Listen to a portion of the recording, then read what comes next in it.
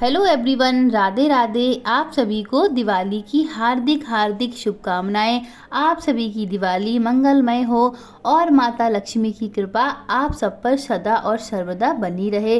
Friends, आज के video में हम जानेंगे कि दिवाली की पूजा के लिए हमें किन किन सामग्री की ज़रूरत पड़ती है जो हम दिवाली की पूजा में यूज करते हैं। तो इस वीडियो में हम आपको दिवाली पूजन से संबंधित सभी सामग्री की विस्तार पूर्वक जानकारी देंगे। और अभी तक अगर आपने हमारे चैनल को सब्सक्राइब नहीं किया है तो प्लीज़ हमारे चैनल को सब्सक्राइब कर दें ताकि आने वाले वीडियोस की नोटिफिकेशन सबसे पहले आपके पास पहुंचे। तो चलिए फ्रेंड्स, वीडियो शुरू करते हैं।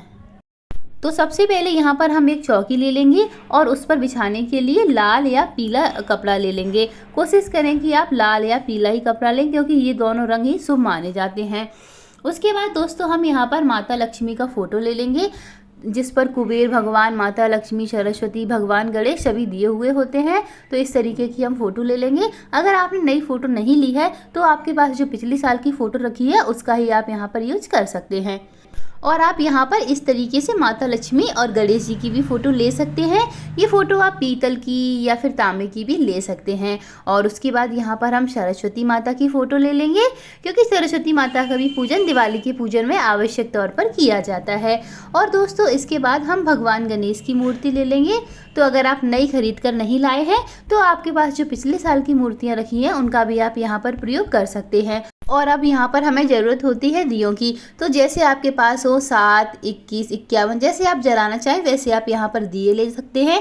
और एक बड़ा जो दीपक होता है वो रात भर अखंड ज्योति के रूप में जलाया जाता है और वो जो दीपक होता है वो शुद्ध घी में ही जलाया जाता है, इसीलिए यहाँ पर हमें घी की भी ज़रूरत पड़ती है। उसके बाद यहाँ पर हम तेल ले लेंगे। ये जो छोटे छोटे दिए हैं जिनको हम अपने घर के बाहर, छत पर, कमरों में जलाते हैं, तो वो जो दिए होते हैं उनको हम सरसों के तेल में ही जलाते हैं क्योंकि सरसों के तेल का दिवाली के पूजन में काफ़ी महत्व माना जाता है।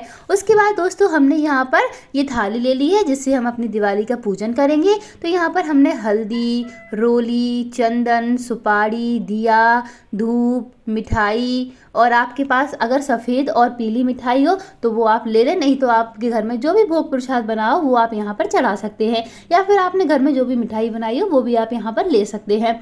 उसके बाद यहाँ पर हम रोली ले लेंगे और चावल ले लेंगे। दोस्तों चावल अगर आप ले रहे हैं तो ध्यान रखें कि चावल सजे हुए ही लेने चाहिए, टूटे चावल का प्रयोग पूजा में नहीं किया जाता है। और यहाँ पर हमें पान के पत्ते की भी ज़रूरत होती है क्योंकि हम जब लक्ष्मी माता को भोग लगाते हैं तो वो पान के पत्ते पर ही लगाते हैं क्योंकि पान के पत्ते में भोग लगाने से माता बहुत जल्दी प्रसन्न हो जाती हैं।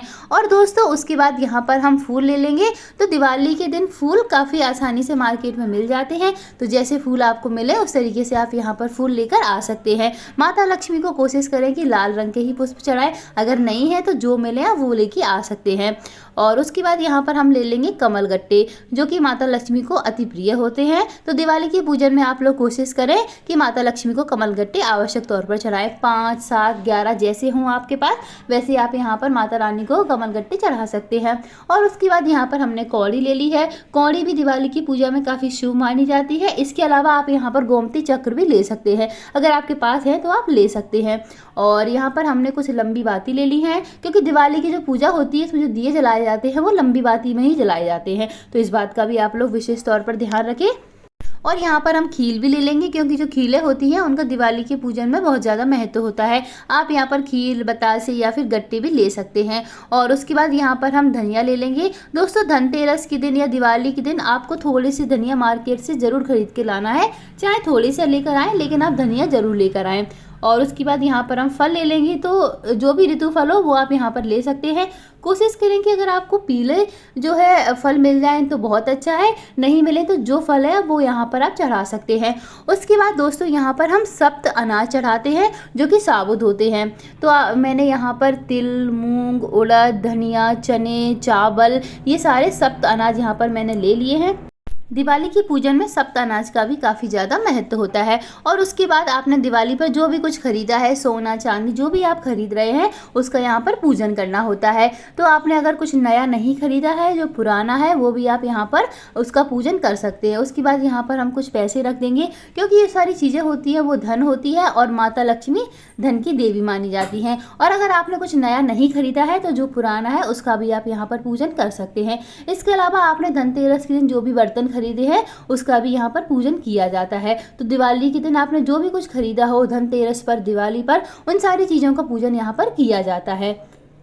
इसके बाद दोस्तों दिवाली पर कलश पूजन, दोस्तों इसके बाद हम कलश की स्थापना करेंगे, क्योंकि दिवाली के पूजन में कलश की स्थापना आवश्यक तौर पर की जाती है। तो यहाँ पर हमने एक कलश ले लिया है, एक नारियल ले लिया है कलश के ऊपर रखने के लिए, और यहाँ पर हमने एक अशोक के पत्ते ले लिए हैं। दोस्तों अगर आपको आम के पत्ते नहीं मिल पा रहे हैं तो आप यहाँ पर अशोक के पत्ते का भी प्रयोग कर सकते हैं। ऐसा नहीं है कि आपको आम के पत्ते की ही पूजा होती है, ऐसा कुछ नहीं है। अगर अशोक के मिल रहे हैं तो अशोक के आप ले सकते हैं। उसके बाद हम कलश में डालने के लिए हल्दी, सुपारी, फूल, अक्षत, इलायची, ये सारी चीज़ें हम ले लेंगे, क्योंकि जब हम कलश की स्थापना करेंगे तो इन सारी चीज़ों को हमें कलश के अंदर डालना होता है।